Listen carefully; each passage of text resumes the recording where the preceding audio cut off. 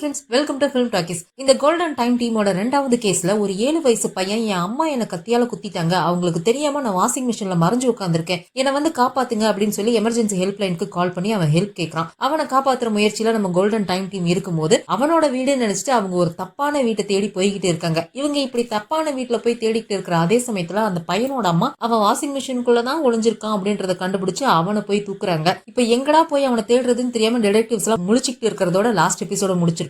இதுக்கப்புறம் என்ன நடக்குதுங்கிறத இன்னைக்கு எபிசோட்ல பார்த்து தெரிஞ்சுக்கலாம். அந்த அம்மா அந்த பையனை அப்படியே வெறித்தனமா தரன்னு இழுத்துட்டு வந்து ஹால்ல போடுறான். ஆனா அப்பயும் அவன் போனு கையில இருந்து கீழே விடவே இல்லை. அவனுக்கு கையில உடம்புல எல்லாம் ரத்தமா கொட்டிக்கிட்டு இருக்கு. கொஞ்சம் கூட இறக்கவே இல்லாம அவனை அப்ப கூட பிடிச்சி திட்டிக்கிட்டே தான் இருக்கா. நான் சொல்றது நீ கேட்கவே மாட்டேல்ல, இன்னைக்கு உனக்கு இரு அப்படின்ற மாதிரி பிடிச்சி திட்டிக்கிட்டே இருக்காங்க. அப்ப மோஜின் கங்ஜோ கிட்ட சொல்றாரு, இங்க பாரு, அந்த பையன் ஏதோ சைலோபோனோட சத்தம் எல்லாம் கேட்டேன்னு சொன்னா இல்லையா, அதை கொஞ்சம் யோசிச்சு பாரு, உனக்கு ஏதாவது சத்தம் கேக்குதான்னு பாரு, அதை வச்சு ஏதாவது க்ளூ கண்டுபிடிக்க முடியுமான்னு பாரு, ஏதாவது ஒரு க்ளூவை மட்டும் கண்டுபிடிச்சு அவன் இருக்கிற லொகேஷன் மட்டும் கண்டுபிடிச்சு சொல்லிரு, நான் அந்த பையனை போய் காப்பாத்திடுறேன் அப்படின்ற மாதிரி மோஜின் சொல்றாரு. இவங்களும் யோசிச்சு பாக்குறாங்க. அந்த பையன் சொல்லியிருப்பான் இல்லையா, என் அப்பா வீட்டுக்கு வரும்போதெல்லாம் சைலோபோன் சத்தம் கேட்கும், அதுக்கப்புறம் என் அம்மா அலற சத்தம் கேட்கும் அப்படின்ற மாதிரி சொல்லியிருப்பான். அப்பா வீட்டுக்கு வரும்போதெல்லாம் சைலோபோனோட சத்தம் கேக்குது அப்படின்னா கண்டிப்பா அது இன்ஸ்ட்ருமெண்டோட சத்தமா இருக்கிறதுக்கு வாய்ப்பு இல்ல. வேற எதுல இருந்து இந்த மாதிரி சைலோபோனோட சத்தம் வரும் அப்படின்ற மாதிரி கஞ்சோ யோசிச்சு பாக்குறாங்க. அந்த சத்தத்தை திரும்ப இவங்க ஞாபகப்படுத்த பாக்குறாங்க. ஏன்னா இவங்களுமே அந்த சத்தத்தை கேட்டிருப்பாங்க. அவங்களால அதை கான்சென்ட்ரேட் பண்ணவே முடியல. ஏன்னா அந்த பக்கம் அந்த அம்மா கத்துற சத்தமும் அந்த பையன் பயந்து அலற சத்தமும் டிஸ்டர்ப் பண்ணிட்டே இருக்குதா, இவங்களால கான்சென்ட்ரேட் பண்ணவே முடியல. இல்ல என்னால கண்டுபிடிக்க முடியல, கெஸ் பண்ணவே முடியல அப்படின்ற மாதிரி சொல்றாங்களா.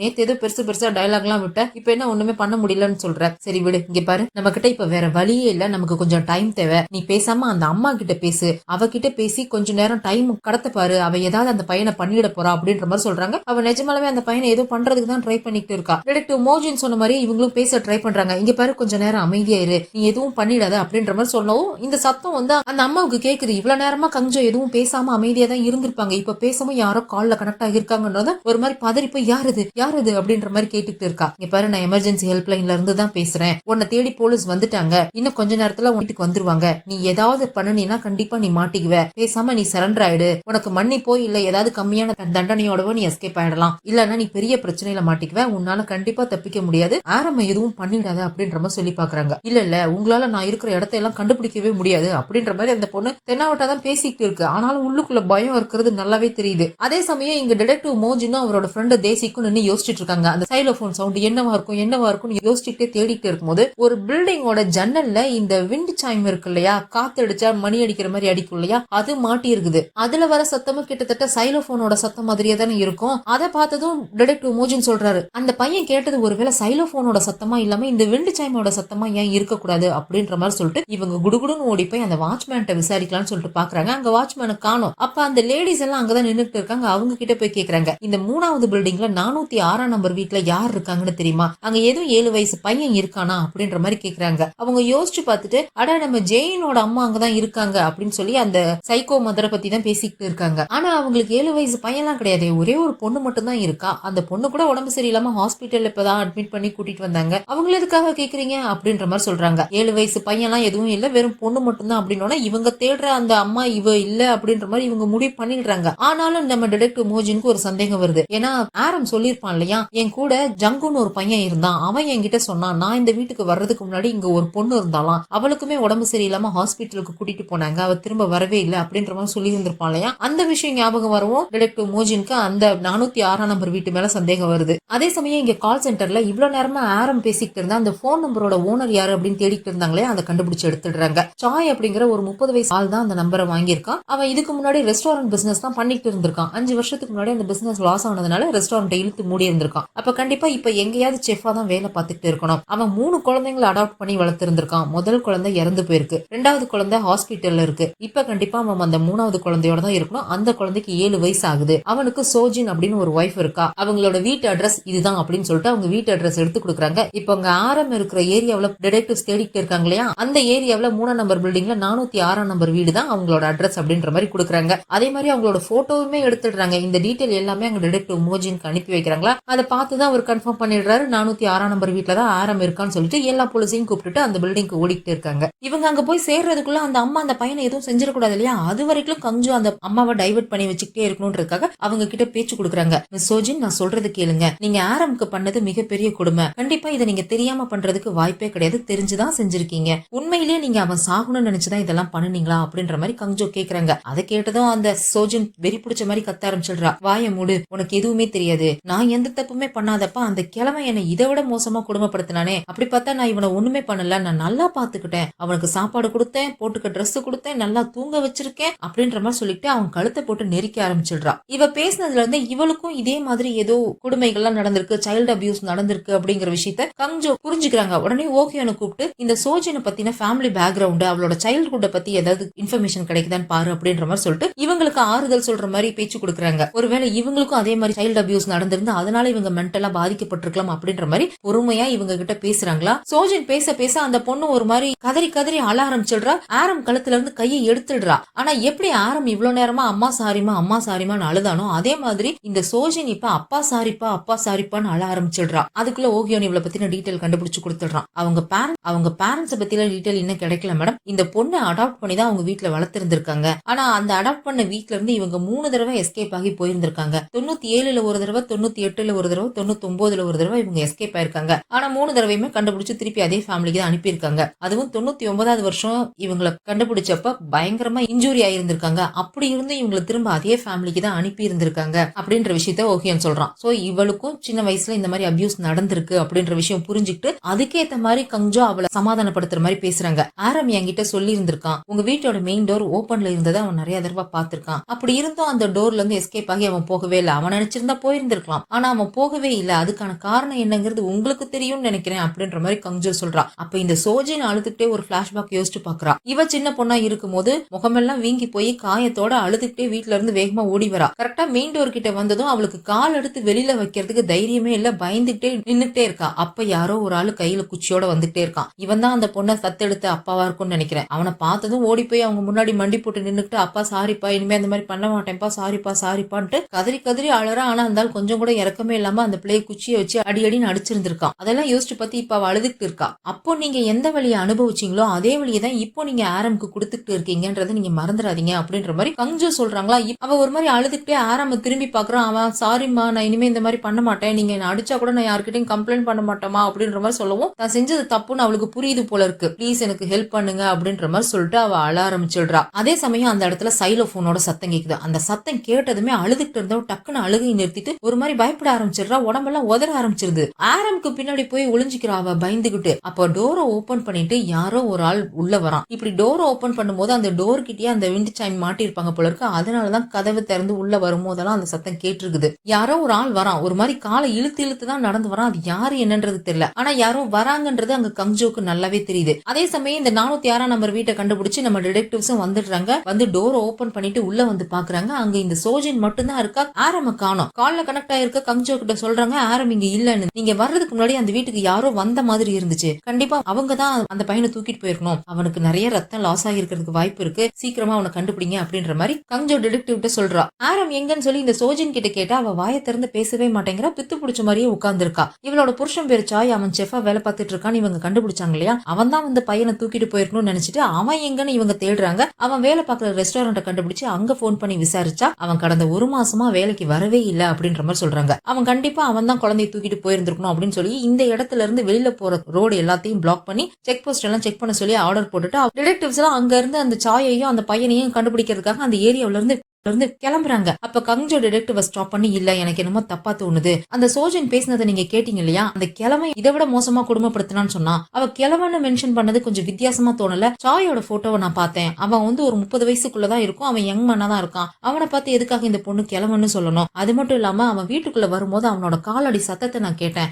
அது கண்டிப்பா ஒரு யங் மேனோட காலடி சத்தம் மாதிரி இல்ல. கண்டிப்பா இதை சாய் பண்ணிருப்பான்னு எனக்கு தோணவே இல்ல அப்படின்ற மாதிரி கங்ஜோ சொல்றா. கங்ஜோ சொல்ற ஐடியாவை என்னைக்கு இந்த டிடெக்டிவ் கேட்டிருக்கான். இப்பவும் கேட்க மாட்டேங்க. நான் புடிச்சு திட்டி விடுறான். இங்க பாரு, உன் இஷ்டத்துக்கு எதையாவது சொல்லிட்டே இருக்காது. நாங்க எல்லா ரெக்கார்டையும் செக் பண்ணிட்டோம். அவன் தான் 3 குழந்தைங்களை அடாப்ட் பண்ணிருக்கான். இப்ப கடைசியா ஒரு குழந்தைய மட்டும் வீட்டுல வச்சிருக்கான். மீதி 2 குழந்தைங்களை அவன் சரியா பாத்துக்கவே இல்ல. அவன் தான் குழந்தைய கிட்னாப் பண்ணிட்டு போயிருக்கான். நான் இப்ப காலை கட் பண்றேன், மிச்ச வேலையை நாங்க பாத்துக்கிறோம், உன் வேலையை பார்த்துட்டு போ அப்படின்ற மாதிரி சொல்லிட்டு காலை கட் பண்ண போறாரு. நீங்க காலை கட் பண்ணிட்டீங்கன்றதுக்காக இந்த கேஸ் முடிஞ்சிருச்சுன்னு அர்த்தம் இல்ல. அந்த கல்பிரிட்டோட காலடி சத்தத்தை நான் மட்டும் தான் கேட்டிருக்கேன். அதனால காலை கட் பண்ண கூடாது அப்படின்ற மாதிரி கங்ஜோ சொல்றாங்களா. இவர் புடிச்சு கண்ணா பின்னான்னு திட்டி விட்டுடுறாரு. நீ ஏசி ரூம்ல உட்காந்துருக்க, இங்க களத்துல இறங்கி வேலை பாக்குறது நான் தான், எப்படி வேலை பார்க்கணும்லாம் நீ எனக்கு சொல்லி கொடுக்காத, எனக்கு தெரியும் அப்படின்ற மாதிரி சொல்லி காலை கட் பண்ணி விட்டு அவர் பாட்டுக்கு கிளம்பி போயிடுறாரு அந்த ஏரியாவை விட்டு. இதே சமயம் ஓவியன் ஓடி வந்து இந்த பொண்ணோட பேரண்ட்ஸ் பத்தின இன்ஃபர்மேஷன் கிடைச்சிருச்சுன்னு சொல்றான். இந்த சோஜனை அடாப்ட் பண்ண அப்பா இந்த பொண்ணை நிறைய அபியூஸ் பண்ணி இருக்கிறதுனால அந்த அடாப்ஷன் சென்டரை சேர்ந்தவங்களே பேரண்ட்ஸ் பத்தின இன்ஃபர்மேஷன்ஸ் எல்லாம் அழிச்சிருக்காங்க. அதனாலதான் கண்டுபிடிக்கிறதுக்கு கஷ்டமா இருந்துச்சு.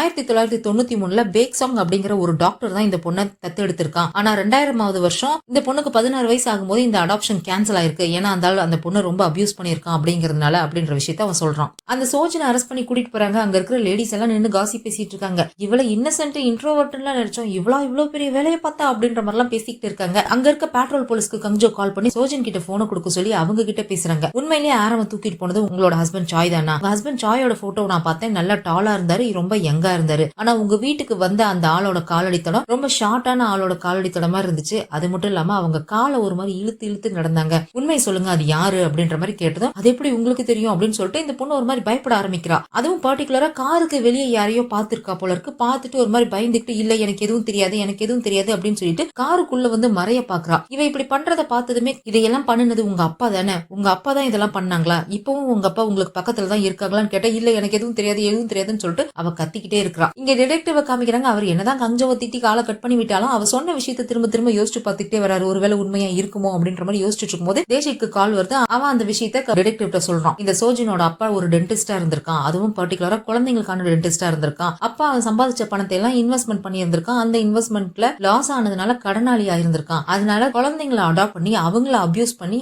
அவங்க மூலியமா இன்சூரன்ஸ் பணம் வாங்க ட்ரை பண்ணி இருந்திருக்கான். அதுக்கப்புறம் அவன் மாட்டிக்கிட்டதுக்கு அப்புறம் அவங்க கிட்ட இருந்த குழந்தைங்களையும் அவங்க திருப்பி எடுத்துக்கிட்டாங்க. அவனோட ஒய்ஃபுமே டைவர்ஸ் பண்ணிட்டு போயிட்டாங்க. ஆனா இப்போ அந்த ஆள் எங்க இருக்கான்னு தெரியல, மிஸ் ஆகுறான் அப்படின்ற விஷயத்தை தேசிக் சொன்னதும் அவளோட அப்பா டென்டிஸ்ட் அப்படின்னு சொன்னதும் டிடெக்டிவ்க்கு ஒரு விஷயம் ஞாபகம் வருது. அந்த செக்யூரிட்டி ரூமுக்கு போனப்ப அவனோட டேபிள் மேல இந்த டென்டிஸ்ட் எல்லாம் பல்லுல இருக்க கேவிட்டியை கிளீன் பண்றதுக்கு ரொம்ப சின்னதா ஒரு ட்ரில்லிங் மிஷின் மாதிரி ஒன்னு யூஸ் பண்ணுவாங்க இல்லையா, அந்த இன்ஸ்ட்ருமெண்ட் அவன் வச்சு ஏதோ ஆர்ட் ஒர்க் மாதிரி பண்ணிட்டு இருந்திருப்பான் போல இருக்கு. அது டேபிள் மேல இருந்திருக்கும். அதை நோட் பண்ணிருப்பாரு. உடனே காரை ஸ்டாப் பண்ண சொல்லி நீ முன்னாடி போ, திரும்ப எனக்கு அந்த அபார்ட்மெண்ட்ல ஒரு வேலை இருக்கு அப்படின்னு சொல்லிட்டு நேரா அந்த வாட்ச்மேனோட ரூமுக்கு தான் போறாரு. அங்க போய் பார்த்தா அங்க வாட்ச்மேனையும் காணோம், டேபிள் மேல இவர் பார்த்த அந்த ட்ரில்லிங் மிஷினையும் காணோம், கிளீனா இருக்கு. பின்னாடியே அந்த வாட்ச்மேன் வந்துடுறான், கையில டார்ச் லைட்டோட வரா. என்ன டிடெக்டிவ், என்ன விஷயம், எதுக்காக திரும்ப வந்தீங்க அப்படின்ற மாதிரி அந்த வாட்ச்மேன் கேக்குறாரா. ஒண்ணு இல்ல, ஒரு முக்கியமான விஷயத்தை செக் பண்ணலாம்னு வந்தேன். அந்த 406 நம்பர் வீட்ல இருக்கிற அந்த சோஜினை விசிட் பண்றதுக்கு விசிட்டர்ஸ் யாராவது வந்திருக்காங்களா, பர்டிகுலரா அவளோட பேரண்ட்ஸ்னு சொல்லிட்டு டென்டிஸ்ட் யாராவது வந்தாங்களா அப்படின்ற மாதிரி கேக்குறாங்களா. இங்க நிறைய பேர் வராங்க போறாங்க, அது எப்படி எனக்கு ஞாபகம் இருக்கும், அதெல்லாம் எனக்கு தெரியல அப்படின்ற மாதிரி அந்த வாட்ச்மேன் சொல்லிடுறான். டிடெக்டிவ்க்கு குடிக்கிறதுக்கு ஒரு ஜூஸ் பாட்டில் எடுத்து கொடுக்குறான். என்னோட இடத்துக்கு வந்திருக்கீங்க குடிங்க அப்படின்னு சொல்லிட்டு ஒரு ஜூஸ் பாட்டில் எடுத்து கொடுக்குறான். பட்ட பகல்ல டார்ச் லைட்டோட எங்க வெளில போயிட்டு வந்திருக்கீங்க, எங்க போயிட்டு வந்தீங்க அப்படின்ற மாதிரி டிடெக்டிவ் கேக்குறாரா. மிஷின் ரூமுக்கு போயிட்டு வந்தேன் அப்படின்னு அந்த வாட்ச்மேன் சொல்றான். மிஷின் ரூம்ல என்ன இருக்கு, அங்க எதுவும் குழந்தைய ஒளிச்சு வைக்கிற மாதிரி இடம் இருக்கா அப்படின்னு டிடெக்டிவ் கேட்டா மிஷின் ரூம்குள்ள மிஷின் மட்டும் தான் சார் இருக்கும், ஆளுங்க யாரும் அங்க வரமாட்டாங்க அப்படின்ற மாதிரி அந்த வாட்ச்மேன் சொல்றானா. நான் அதை பார்க்கணுமே அப்படின்னு சொன்னதும் சரி சார் நீங்க ஜூஸ் குடிங்க, நான் உங்களை கூட்டிட்டு போறேன் அப்படின்ற மாதிரி சொல்லிட்டு இந்த வாட்ச்மேனும் முன்னாடி போறான். இந்த டிடெக்டிவும் ஜூஸை குடிச்சுக்கிட்டே பின்னாடியே போறாரு. அதுக்குள்ள இந்த சோஜன் அந்த ஏரியாவை தாண்டி வெளியில வந்துடுறா. இங்க கஞ்சோ அவளை சமாதானப்படுத்திட்டு இருக்கா. நீங்க இப்ப சேஃபா இருக்கீங்க, உங்களுக்கு எந்த பிரச்சனையும் வராது, யாராலையும் உங்களை எதுவும் பண்ணிட முடியாது, தயவு செஞ்சு சொல்லுங்க உங்க அப்பா யாரு, அவங்க அந்த ஏரியாவில தான் இருக்காங்களா அப்படின்ற மாதிரி கேட்டு அது யாரு என்னங்கறது தெரிஞ்சுக்கிறாங்க. இதை டிடெக்டிவ் மோஜின் கிட்ட இன்ஃபார்ம் பண்ணணும்னு சொல்லி அவரை கூப்பிட்டு இருக்காங்க. ஆனா அவர் ஆன்சர் பண்ணவே மாட்டேங்கிறாங்க. வாக்கி டாக்கிங் போது எல்லா போலீஸ்க்கும் ஒன்னா தானே கனெக்ட் ஆயிருக்கும். தேசிக் தான் ஆன்சர் பண்றான். என்னாச்சு மேடம், டிடெக்டிவ் மோஜின் ஆன்சர் பண்ண மாட்டேங்கிறானா, அவன் திரும்ப அந்த வில்லாக்கே போயிட்டானே அப்படின்ற மாதிரி சொல்றாங்களா. எது வில்லாக்கே போயிட்டாரா, அந்த வில்லாவோட செக்யூரிட்டி கார்டு தான் கல்பிரிட்டே, அவன் தான் சோஜினோட தத்தெடுத்த அப்பா அந்த டென்டிஸ்ட். அவன் நிறைய குழந்தைங்கள தத்தெடுத்து இந்த மாதிரி அபியூஸ் பண்ணி இன்சூரன்ஸ் பணத்தை சம்பாதிச்சுட்டு இருந்திருக்கான். இந்த விஷயத்த சோஜின் மூலியமா தான் வெளியே வந்திருக்கு. அவ தான் அவங்க அப்பா போலீஸ் கிட்ட மாட்டினதுக்கு காரணமே. அதனால அவளை பழி வாங்குறதுக்காக தான் அவன் திரும்பவும் அவ தங்கி இருக்கிற அதே வில்லாவுக்கே வந்திருக்கான். இந்த சோஜினுக்கு பார்டர் லைன் பர்சனாலிட்டி சிண்ட்ரோம் அப்படிங்கிற ஒரு பிரச்சனை இருக்கு. நார்மலா இது சைல்டு அபியூஸ்க்கு ஆளான விக்டிம்ஸ்க்கு வரக்கூடிய பிரச்சனை. இந்த மாதிரி பிரச்சனை இருக்கிறவங்க அபியூஸ் பண்றவங்களோட ஆர்டரை ஃபாலோ பண்றதை தவிர அவங்களுக்கு வேற வழியே இல்ல. அந்த செக்யூரிட்டி கார்டு கொடுத்த ஆர்டரை ஃபாலோ பண்ணி தான் இவ ஆரம்பிய அட்டாக் பண்ணிருக்கான் அப்படின்ற விஷயத்த சொல்றாங்க. இப்போ டிடெக்டிவ் மோஜின் ஆபத்துல இருக்காரு, உடனே திரும்பி போங்க, அவரை காப்பாத்துங்க அப்படின்ற விஷயத்த சொன்னவும் டக்குன்னு அவன் காரை திருப்பிட்டு அவன் அந்த வில்லாக்கே திரும்ப போய்கிட்டு இருக்கான். இங்க அந்த மிஷின் ரூம்குள்ள போறாங்க. அண்டர் கிரவுண்ட்ல இருக்கும் போல இருக்கு, ஃபுல்லா இருட்டா தான் இருக்கு. ஒரு சின்ன பையனை கண்டுபிடிக்கிறதுக்கு எதுக்கு நீங்க எல்லாம் இவ்வளவு அலப்பற பண்றீங்க, அவன் ஒரு சாதாரண சின்ன பையன் தானே, அவனுக்கு எதுக்கு இவ்வளோ ஆர்ப்பாட்டம் எல்லாம் பண்ணிக்கிட்டு, எல்லாம் இந்த காலத்து பேரண்ட்ஸ சொல்லணும், ரொம்ப தான் பண்ணிக்கிட்டு இருக்காங்க. அவங்க பசங்க இழுக்கிற இழுப்புக்கெல்லாம் போய்கிட்டு இருக்காங்க. பசங்களுக்கு மரியாதை கொடுக்கணும்னு சொல்றாங்க, எல்லாம் சுத்த நான்சென்ஸ். பசங்களை எல்லாம் அடிச்சு வளர்க்கணும், பெரியவங்களோட கடமையே பசங்களை அடிக்கிறது தான், அப்பதான் அவங்க எல்லாம் ஒழுங்கா வலிக்கு வருவாங்க. எனக்கு கூட ஒரு பொண்ணு இருந்தா சரியான தலைவலி அப்படின்ற மாதிரி இந்த வாட்ச்மேன் சொல்றானா. உங்களுக்கு ஒரு பொண்ணு இருந்தாளா அப்படின்னு சொல்லி அந்த டிடெக்டிவ் திரும்பி கேக்குறாரு. ஆமா ஆமா ஏன் நீங்க பாக்கல, இவ்வளவு நேரமா அவளை கண்டுபிடிக்க தானே சுத்தி சுத்தி ஓடிட்டு இருந்தீங்க அப்படின்னு சொல்லிட்டு இருக்கும் போதே அங்க டிடெக்டிவ்க்கு மயக்கம் வருது. மயங்கி கீழே விழுந்துடுறாரு. இந்த ஆளு ஜூஸ்ல எதையோ கலந்து குடுத்துட்டான் போல இருக்கு. இதுக்குதான் முன்ன பின்ன தெரியாதவங்க கிட்ட இருந்து எதையும் வாங்கி சாப்பிடக்கூடாது அப்படிங்கறது அப்படின்ற மாதிரி அந்த வாட்ச்மேன் சொல்லிக்கிட்டே ஒரு இன்ஜெக்ஷன் எடுக்கிறான். உனக்கு கொடுத்த ஜூஸ்ல அனஸ்தீசியா கலந்திருந்தது, அது கொஞ்சம் நெஞ்சடிக்கிற மாதிரி இருக்கும், பொறுத்துக்கோ, ஒரே ஒரு ஊசி போடுறேன், அது போட்டதான் எல்லாம் முடிஞ்சிரும் அப்படின்ற மாதிரி சொல்லிட்டு இன்ஜெக்ஷன் எல்லாம் மருந்து ஏத்திக்கிட்டு இருக்கான். நீதான் சோஜினோட அப்பாவாடா, நீதான் அந்த டென்டிஸ்டாடா அப்படின்ற மாதிரி கேக்குறாங்களா. ஆமா அப்படின்ற மாதிரி அந்த வாட்ச்மேன் தெனாவட்டா சொல்லிட்டு இருக்கான். இது வரைக்கும் எத்தனை குழந்தைங்களை கொலை பண்ணிருக்க, ஏன் கொலை பண்ண அப்படின்ற மாதிரி எல்லாம் கேட்டுக்கிட்டு இருக்காங்க. அந்தாலும் எல்லாம் பதிலும் சொல்லிட்டு இருக்கான். குழந்தைங்களாம் இப்படிதான் வளர்க்கணும், குழந்தைங்களை பத்தி அவன் ரொம்ப தப்பா பேசுறான். குழந்தைங்கலாம் நம்ம அப்படியே விட்டுட்டோம்னா அவங்க குப்பையா மாறிடுவாங்க, என்ன மாதிரி ஆட்களோட வளர்ப்புனாலதான் அவங்க மனுஷங்களா மாறுறாங்க அப்படின்ற மாதிரி பேசிக்கிட்டு இருக்கான். அந்த ஆரமோட அப்பா சாயை என்ன பண்ண, அவரையும் நீதான் கொண்டுட்டியா அப்படின்னு கேட்டா, அவனை காலி பண்றதுக்குலாம் எனக்கு பெருசா ரிஸ்க் எடுக்க வேண்டிய அவசியமே இல்ல, ரொம்ப சாதாரணமா அவங்க கதையை முடிச்சிட்டேன் அப்படின்ற மாதிரி சொல்லிட்டு இருக்கான். நீதான் சோஜினை மிரட்டி இதை மாதிரிலாம் பண்ண வச்சியா அப்படின்னு கேட்டா, அவ என்ன ஜெயிலுக்கு அனுப்பிட்டா, அவளை நான் எப்படி சும்மா விட முடியும், அவ எப்படி சந்தோஷமா வாழலாம், அவளை நான் பழி வாங்கணும் இல்லையா, அதுக்காக தான் இதெல்லாம் பண்ணுனேன் அப்படின்ற மாதிரி சொல்லிட்டு இன்ஜெக்ஷன் எடுத்துட்டு டிடெக்டிவோட கழுத்திலேயே குத்தலான்னு வரும்போது இவர் கையை பிடிச்சி தடுத்துடுறாரு. ரெண்டு பேத்துக்கு நடுவில் கொஞ்ச நேரம் போராட்டம் நடக்குது.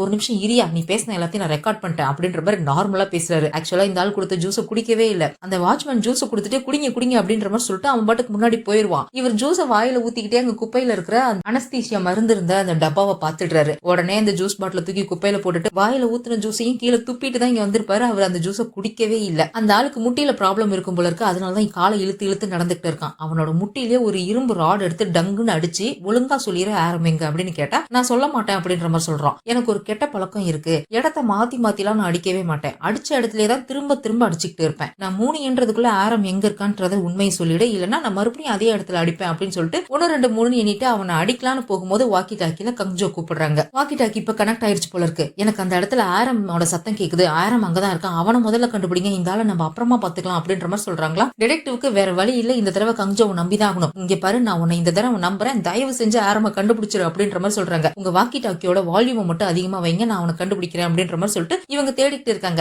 இவங்க ஆரம் கிட்ட ஒரு தடவை சொல்லிருப்பாங்களே, அவனோட கான்சியஸ் போகுதுங்கிறப்ப நீ பேசாத, உன் போன்ல லைட்டா தட்டிக்கிட்டே இரு, நீ எவ்வளவு மெதுவா சத்தம் போட்டாலும் சரி அது எனக்கு கேட்கும், நான் அந்த சத்தத்தை வச்சு உன்னை கண்டுபிடிச்சிருவேன்னு சொல்லி, அதே மாதிரியே இப்ப அவன் எங்கேயோ இருக்கான், அந்த இடத்துல இருந்துட்டு அவன் கம்பியில விரலால தட்டிக்கிட்டு இருக்கான். அந்த சத்தம் டிடெக்டிவ்க்கு கேட்கவே இல்ல. ஆனா இங்க இருக்கிற கங்ஜோக்கு வாக்கி டாக்கி மூலியமா தெளிவா கேக்குது. அந்த சத்தத்தை வச்சு அவன் லெப்ட் ரைட் ஸ்ட்ரைட்டா போங்க அப்படின்ற மாதிரி டைரக்ஷன் சொல்லி சொல்லி ஒரு இடத்துக்கு கூட்டிட்டு போய் நிக்க வச்சு, முன்னாடி போங்க அங்கதான் ஆரம் இருக்கான் அப்படின்ற மாதிரி சொல்றாங்க. ஆனா முன்னாடி அங்க செவுருதாமா இருக்கு, நான் எங்க போறது அப்படின்னு கேட்டா, இல்ல அந்த செவத்துக்கு அந்த பக்கம் தான் ஆரம் இருக்கான், எனக்கு நல்லா கேக்குது அப்படின்ற மாதிரி சொல்லவும் இவர் அந்த செவத்தை தட்டி பாக்குறாரு. அது கார்ட்போர்ட் செவரு மாதிரி இருக்கு. உடனே அதை உடைச்சு பார்த்தா உள்ளுக்குள்ள இருந்து பயங்கரமான ஸ்மெல்லு. ஆரமோட அப்பா சாயை கொலை பண்ணி அங்கதான் போட்டு வச்சிருக்கான் போல இருக்கு. அந்த டெட் பாடி பக்கத்திலே ஒரு இரும்பு கூண்டு மாதிரி இருக்கு, அதுக்குள்ளதான் ஆரம் அடைச்சு வச்சிருக்கான். அவன் அப்படியே கான்சியஸே போய்கிட்டு இருக்கான். அவன் அந்த கம்பிலேயே லொட்டு லொட்டுன்னு தட்டிக்கிட்டு இருக்கான். உடனே அந்த கார்ட்போர்ட் எல்லாம் உடைச்சிட்டு உள்ள போய் ஆரம்ப காப்பாத்தி அவனை தட்டி எழுப்பி கூப்பிடுறாரு. தங்க நல்லா இருக்கியா, ஒன்னும் ஆகல அப்படின்ற மாதிரி கேட்டுக்கிட்டு இருக்காரா. அங்கிள் அந்த போலீஸ் ஆண்டி எங்க அப்படின்ற மாதிரி அவன் கேட்கறான். இவர் உடனே வாக்கி டாக்கிய அந்த பையன் பக்கத்துல வச்சு நீ பேசு அப்படின்ற மாதிரி சொல்றாங்களா. நீங்க சொன்ன பேச்சு நான் கரெக்டா கேட்டுனல்ல, நீங்க என்ன மெதுவா தட்ட சொன்னீங்க, நான் தட்டினேன், ஆனா நீங்க சொன்ன மாதிரியே நான் தட்டின சத்தத்தை வச்சு என்ன கண்டுபிடிச்சிட்டீங்க அப்படின்ற மாதிரி சொல்றான். ஆரம்க்கு ஒன்னும் ஆகல, அவன் நல்லா இருக்கான், சேஃபா இருக்கான்னு தெரிஞ்சதும் ரொம்ப சந்தோஷமா இருக்கு. இந்த சீனே ஒரு மாதிரி எமோஷனலா போகும். இதோட இவங்களோட 2வது கேஸ் முடியுது. அந்த பையனை ரெஸ்கியூ பண்ணிட்டாங்க, அதுவும் கோல்டன் டைமுக்குள்ளேயே இவங்க ரெஸ்கியூ பண்ணிட்டாங்க அப்படின்னு சொல்லி இந்த கேஸை க்ளோஸ் பண்றாங்க. அந்த ஓஹியான்லாம் இந்த டீம்ல வந்து ஜாயின் பண்ண மாட்டேன் அப்படின்னு சொல்லிட்டு இருந்தாலையா, இப்ப இந்த கேஸை சால்வ் பண்ணதுக்கு அப்புறம் அவன் இந்த டீம்ல இருக்கிறத ரொம்ப பெருமையா ஃபீல் பண்றான் போல இருக்கு. நம்ம டீம் லீடர் கங்ஜோ செம்ம டேலண்ட் இல்ல அப்படின்ற மாதிரி அந்த அசிஸ்டன்ட் சாங் கிட்ட சொல்லிட்டு இருக்கான். இங்க கங்ஜோ என்ன பண்றாங்க, சோஜினுக்கு கால் பண்ணி ஆரம நாங்க ரெஸ்கியூ பண்ணிட்டோம், அந்த வாட்ச்மேனையும் அரெஸ்ட் பண்ணிட்டோம், ஆரம் கிட்ட இப்ப நான் என்ன சொல்றது அப்படின்ற மாதிரி கேக்குறாங்களா. அவனை விட்டு போயிட்டேன்னு சொல்லிருங்க, இனிமே நான் அவனை வந்து பார்க்கவே மாட்டேன், அவன் லைஃப்ல நான் இருக்கவே மாட்டேன் அப்படின்ற மாதிரி சொல்லிருங்க அப்படின்ற மாதிரி சொல்லிட்டு காலை கட் பண்ணிடுறான். அந்த போலீஸ் ஆஃபீஸர்ட்ட கார் விண்டோவை கொஞ்சம் ஓபன் பண்ணுங்க அப்படின்ற மாதிரி சொல்லிட்டு, இந்த விண்ட் சைம் இருக்கு இல்லையா, அது ஆக்சுவலா வேணும்னு தான் மாட்டிருப்பாங்க போல இருக்கு. அந்த அப்பா வரும்போதெல்லாம் சத்தம் கேட்கணும் அப்படின்றதுக்காக விண்டோ வழியா வெளியே தூக்கி போட்டுட்டு, இதுக்கப்புறம் எனக்கு இது தேவைப்படாது அப்படின்ற மாதிரி முதல் முறையா சுதந்திர காத்து சுவாசிக்கிற மாதிரி ஃபீல் பண்ணிட்டு சந்தோஷமா அவங்க போலீஸ் கூட கிளம்பி போயிடுறாங்க. இங்க ஆரம்ப காப்பாத்திட்டு வந்து ஆம்புலன்ஸ் ஏத்தி அனுப்புறாங்க. அந்த வாட்ச்மேனையும் அரெஸ்ட் பண்ணிட்டு வந்துட்டாங்க. அந்த அபார்ட்மெண்ட்ல இருக்கிற மக்கள் எல்லாம் சுத்தி நின்று காசிப் பேசிக்கிட்டு இருக்காங்க வழக்கம் போல. இதோட இந்த எபிசோட் முடியுது. இதுக்கப்புறம் என்ன நடந்துச்சுங்கிறத அடுத்த எபிசோட்ல பார்த்து தெரிஞ்சுக்கலாம். இந்த வீடியோ பிடிச்சிருந்தா லைக் பண்ணிடுங்க, அப்படியே ஃப்ரெண்ட்ஸ்க்கு ஷேர் பண்ணிட்டு ஹைப்பையும் தட்டி விட்டுட்டு ஃபிலிம் டாக்கீஸ்க்கு சப்ஸ்கிரைப் பண்ணிடுங்க. அடுத்த எபிசோட்ல சந்திக்கலாம். பாய்.